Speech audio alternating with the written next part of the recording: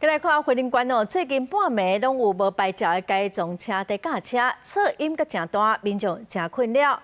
花莲的警方昨是扩大执法，抓到21人甲21台改装车，佮伫其中的一台车超着毒品，昨下嘛移送婚林地检署侦办。改装车以及骗车，因当讲发出真大声音，甚至弄几个红灯。警方驶巡逻车是一直用，车队都是无爱停落来。警方11月16半暝就接到14件报案，有改装车伫花莲县的埔中、土库甲西里这所在4架集体违规骗车，有改装车甚至无挂车牌。警方就成专案小组调监视器顺线锁定这改装车，这个月7日强烈扫动。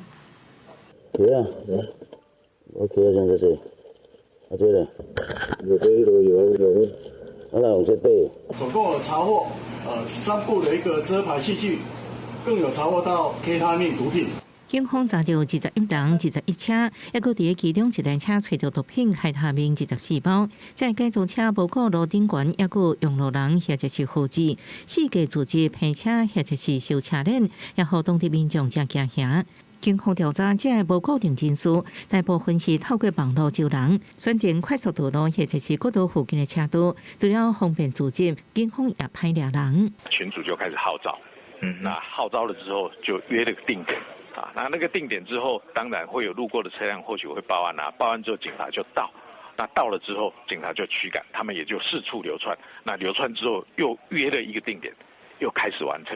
好，所以说这个造成警方我们查缉的一个困难度。警方表示，除了对车主家己改装、应当讲拆掉或者是将车牌这违规行为，依照道路交通管理处罚条例重罚。